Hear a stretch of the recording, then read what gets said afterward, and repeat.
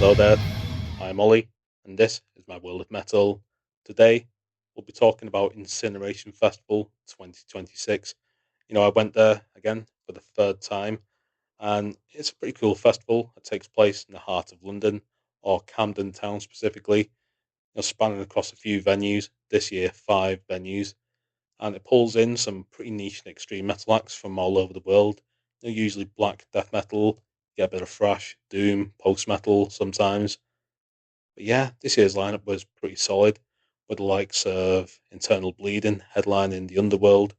There was Freiheit, Vomitory, Vreid, Hypocrisy, Tomb Mold, Grave on the Roundhouse stage, and it was headlined by Bloodfire Death.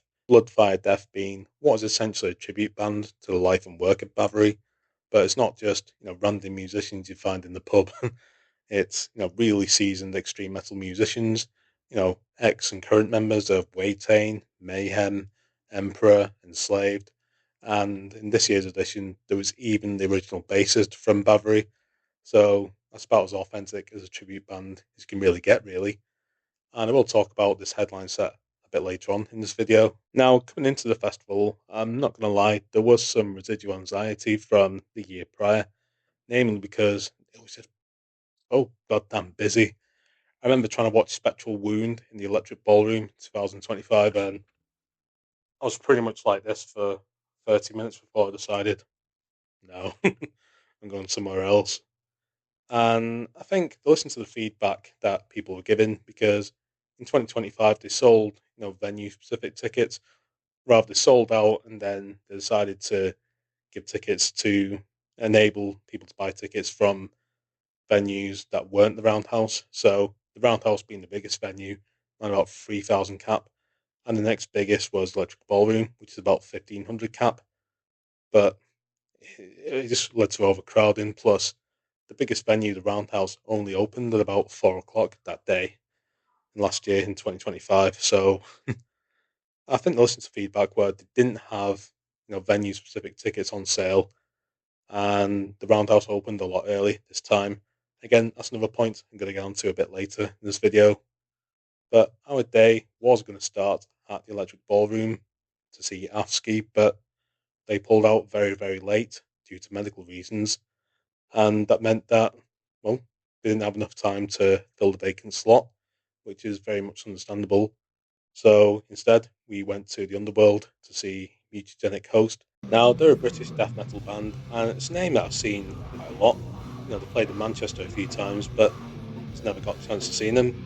And I did wonder if, oh, it was bloody packed out in the Underworld. And I did wonder if this was because of ASCII pulling out and people having basically nothing else to do. But I could tell within like 1 minute of their first song, there was pits everywhere. There was, circle pits, crowd surfing, spilled pints, and it was only about 1:30 at this point, maybe a bit later. So that set the standard for the day, really. And the people in the pit, they were not going easy. They were not easing themselves in. They were not pacing themselves, and yeah, it set the tone for the day, really. And it's always said that the band who opens up the festival, they've got to set a standard. And Mutagenic Host really set a very high bar for the rest of the day. Now, we did try to leave the Underworld quickly, make an early dart, and make our way to the Electric Ballroom to get a good spot for Der Veganer Freiheit. But pretty much everybody else at the festival had the same idea, and the place was packed out. But, the band sounded really good live. I said sounded good because, well, this was our view, really. We were kind of stuck on the perimeter of the venue for most of their set. But yeah, they sounded good. Plus, I got to see them in Antwerp a month prior, so I knew they were going to be fantastic. But people left a bit early, so that meant that I managed to get my way inside to see their last song. Now, every band has that one song they've got to play in all their sets. Slayer have Rain in Blood, Metallica have Enter Sandman, and Der Veganer Freiheit have Aufbruch. And if you've never listened to this, it's an amazing avant-garde black metal song. It's a 10-minute journey. It's progressive, it's emotional, it's aggressive, it's fast, it's melodic, it's just everything really. And yeah, it's weird because the set kind of finished as soon as it started, really, just when they were starting to get some momentum. It's a very short, well, opening set for the Electric Ballroom that day. Now, as soon as Devagana Freiheit finished, we were posed with our first big decision of the day: whether we leave and try to see a bit of grave miasma at the Roundhouse, or we stay put and get a good spot for Vreid, who were on next at the ballroom.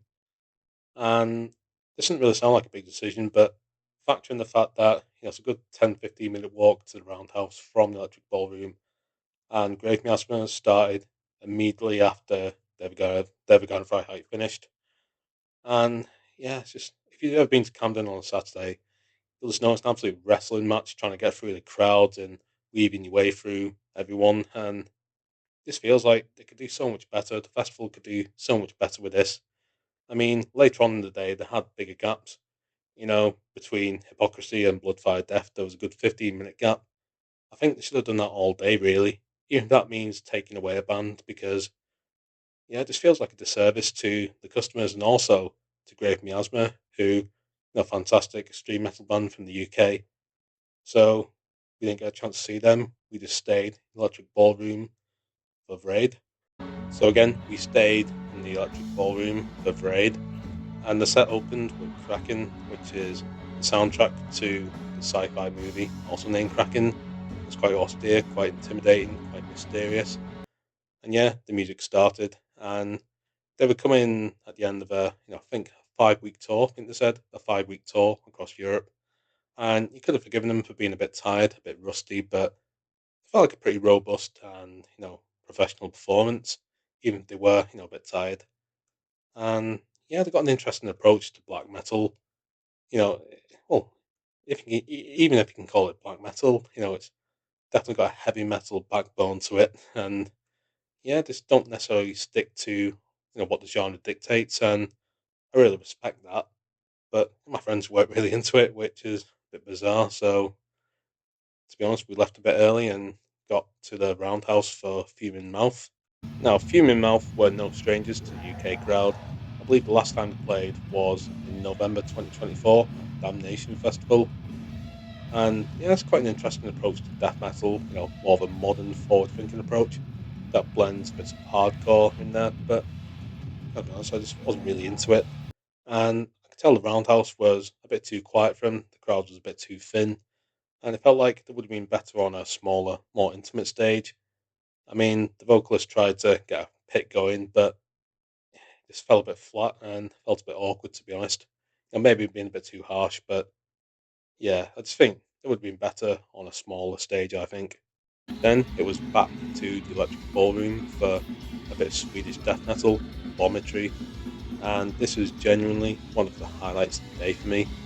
I mean, I hadn't even heard of the band before they were announced for Incineration, so again, I thank the festival for introducing me to Vomitory, and yeah, I was in the pit for most of this. Most of my recollection of the set was me, charging into people, into strangers, like dodgems, and it was carnage. That was inevitable. It was also inevitable that they were going to be playing songs from In Death Throes, an album which they released a few weeks prior. And yeah, I just feel like there's such an underrated band in the world of extreme metal, especially death metal. I mean, they were there right at the start, really, in the 80s. So it feels like a genuine privilege to finally seen one of the seminal acts in the genre. Now, Tomb Mold were arguably one of the biggest draws of the entire festival. Progressive death metal band from Canada. And a year prior, Blood Incantation blew the venue apart, blew the Roundhouse apart with their take on progressive death metal. So I feel like Tomb Mold had pretty big shoes to fill in that regard. And yeah, they sounded fantastic up there.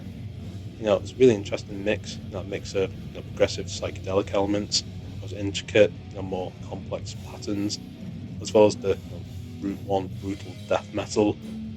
And yeah, eh, the fact that talk about unique. The vocalist is actually the drummer of the band. I just don't know how he does both. Ripping out absolute demonic gutturals and holding down really complex blast beats. It's quite impressive. And we only got to see we didn't get to see the full set because we left Vomitory quite late. And again, it's another thing that's annoying me about Incineration because there's simply not enough time between changes across venues. So I just wish I got a bit more time with Two Mold really. Now we had another tough choice. Two Mold after they played, there was going to be a very special set in the Electric Ballroom, one of the biggest draws of the entire festival, dragged into sunlight. Now they don't play very often, and when they do, to really make it count, it's an absolutely amazing live show. And if you've never seen it, make sure you do because again, they very rarely play out live, and that's why it seems a bit weird to say that. At this point, it just didn't seem worth it trying to wrestle away through the crowds at Camden once again just to get a spot in what would have been a very painfully packed out Electric Ballroom. And we've been on our feet all day. We decided we need to have a break at this point, need to get some food and refuel. That seemed like the right decision at the time. Also, factoring the fact that I had actually seen them 2 days prior in Manchester, they absolutely tore apart Manchester Club Academy, so I think that seemed like the right decision. I have no regrets. So, yeah, we had a break and we got back to the Roundhouse for a very special set indeed immediately after. Then it was time for another Swedish death metal band, Grave.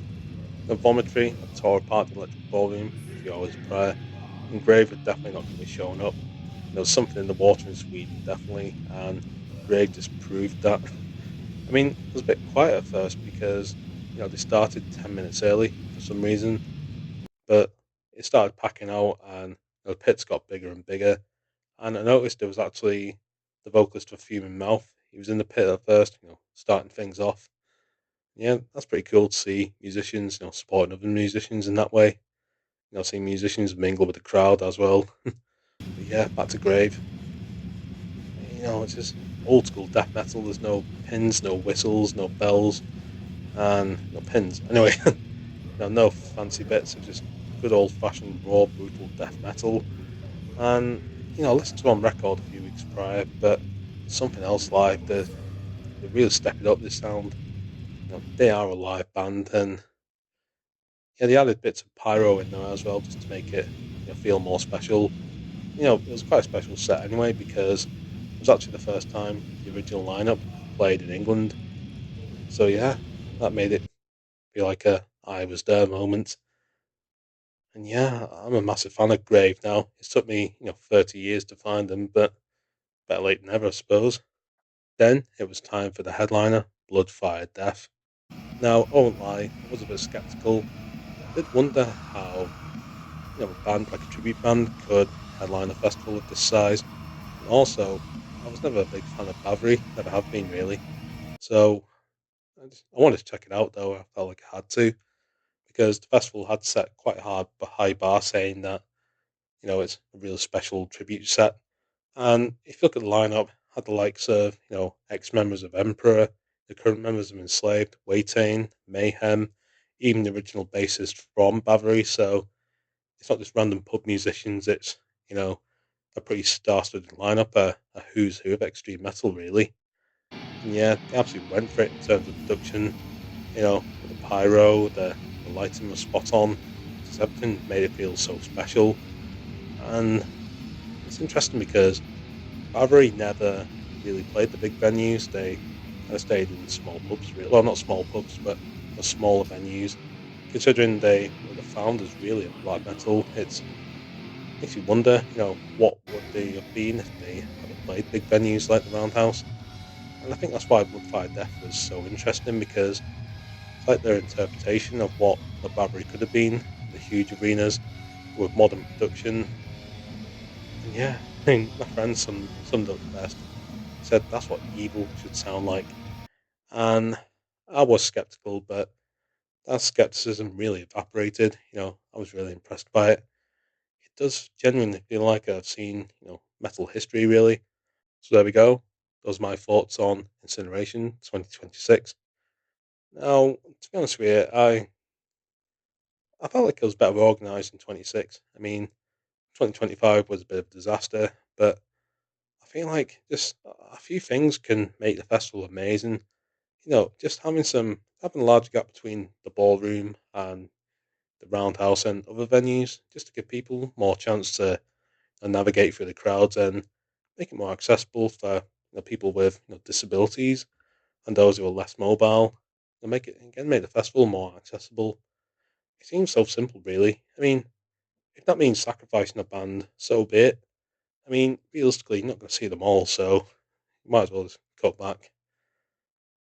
Yeah, I mean, looking at the lineups I've had over the years, as long as they keep pulling in these huge bands, I'm pretty sure I'll keep going to Incineration. I'll probably be there in 27 and beyond.